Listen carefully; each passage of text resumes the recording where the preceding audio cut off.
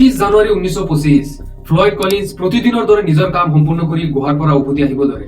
উভতি অহাৰ সময়ত তেওঁৰ হাতত থকা লেম্পডাল ঠেক এটা ঠাইত পৰি ভাঙি যায় আৰু ভাঙি যোৱাৰ লগে লগে গুহাটো হৈ পৰে সম্পূৰ্ণৰূপে অন্ধকাৰ। এনেকুৱা অন্ধকাৰ য'ত নিজৰ শৰীৰটো নিজে দেখাৰ টান। ভূপৃষ্ঠৰ পৰা 55 ফুট তলত ফ্লয়েড কলিন্স আবদ্ধ হৈ প্ৰায় 14 দিনলৈকে জীয়াই থাকে। সমগ্ৰ আমেৰিকাৰ ৰেডিঅ' নিউজ পেপাৰত কেৱল মাত্ৰ এটাই নাম শুনা গৈছিলে, ফ্লয়েড কলিন্স।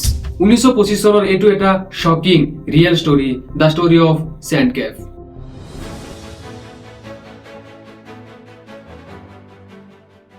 ফ্লয়েড কলিন্স এজন লোকেল কেভ এক্সপ্ল'ৰাৰ।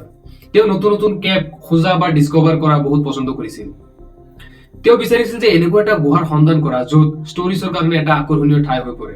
এইটো সপোন লৈ তেওঁ বহুদিনৰ পৰাই গুহাৰ ভিতৰত সন্ধান কৰি আছিল, কিন্তু এনেকুৱা এটা ডাঙৰ সপোনে তেওঁক ঠেলি দিলে মৃত্যু মুখলৈ।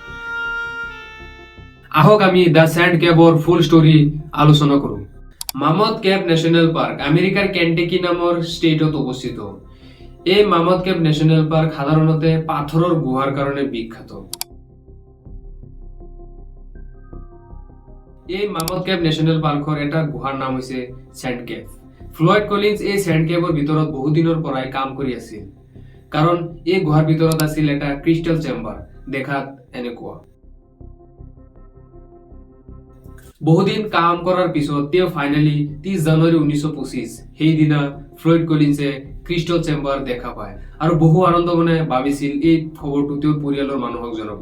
কিন্তু আফচোচ ইয়াৰ আগতেই তেওঁৰ লগত এটা ভয়ানক এক্সিডেণ্ট হৈ পৰে। প্ৰতিদিনৰ দৰে নিজৰ কাম সম্পূৰ্ণ কৰি ফ্লয়েড কলিন্স গুহাৰ পৰা উভতি আহিব ধৰে। উভতি অহাৰ সময়ত তেওঁৰ হাতত থকা লেম্পডাল এটা ঠেক জাগাত তেওঁৰ হাতৰ পৰা পৰি ভাঙি যায় আৰু ভাঙি যোৱাৰ লগে লগে গুহাটো সম্পূৰ্ণৰূপে অন্ধকাৰ। এনেকুৱা অন্ধকাৰ য'ত নিজৰ শৰীৰটো নিজে দেখা পোৱা নাযায়। এনে অৱস্থাত ভয় নাখাই ফ্লয়েড কলিন্স গুহাৰ পৰা বাহিৰ হ'বৰ কাৰণে চেষ্টা কৰে। এনে সময়ত ফ্লয়েড কলিন্সৰ এটা ভৰি তেওঁৰ শৰীৰৰ এটা ওপৰৰ পাথৰত গৈ লাগে আৰু লগে লগে তেওঁৰ ভৰিৰ ওপৰত 15-20 কেজি ওজন মানৰ এটা পাথৰ পৰি যায় আৰু ফ্লয়েড কলিন্স সম্পূৰ্ণৰূপে ফাঁচি যায়। তেওঁ এনেকৈ ফাঁচি গৈছে যে তেওঁ গুহাৰ ভিতৰতো যাব নোৱাৰে আৰু বাহিৰত ওলাই আহিবও নোৱাৰে। এনে সময়ত ফ্লয়েড কলিন্সৰ বেলেগক হেল্প খোজাৰ বাহিৰে আৰু কোনো পথ নাছিল আৰু এনেদৰে 55 ফুট মাটিৰ তলত আণ্ডাৰগ্ৰাউণ্ড হৈ পৰে ফ্লয়েড কলিন্স। এনেদৰে 23 ঘণ্টা সময় গুচি যায়। এই প্ৰপাৰ্টিৰ মালিক আৰু তেওঁৰ পুত্ৰ গুহাৰ কাষেৰে গৈ আছিল আৰু ইয়াত ফ্লয়েডৰ কাপোৰ দেখা পায় আৰু গুহাৰ ভিতৰত সোমাই ফ্লয়েডক আৱাজ দিয়ে আৰু ভিতৰৰ পৰা এটা মাত্ৰ আৱাজ বাহিৰলৈ আহিছিল, প্লিজ হেল্প মি। এই খবৰ খুব কম সময়ৰ ভিতৰতে বিয়পি পৰে। গুহাটো ৰাস্তাৰ কাষত হোৱাৰ কাৰণে কম সময়ৰ ভিতৰতে বহু মানুহ ইয়াত জমা হৈ যায়। তেওঁৰ ভাই হুমাৰ ফ্লয়েডক উদ্ধাৰ কৰাৰ কাৰণে মৰিয়া হৈ পৰে।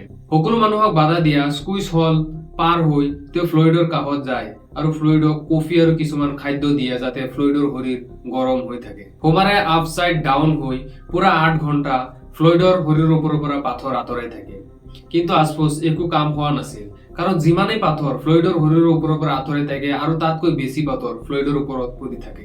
ব্যৰ্থ হৈ হুমাৰ গুহাৰ পৰা ওলাই আহে।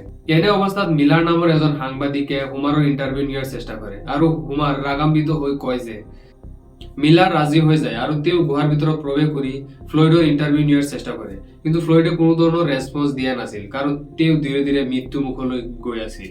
মিলাৰ গুহাৰ পৰা বাহিৰলৈ আহি এই নিউজ প্ৰকাশ কৰে আৰু এই নিউজ ৰাতাৰাতি পুৰা আমেৰিকাত ভাইৰেল হৈ পৰে।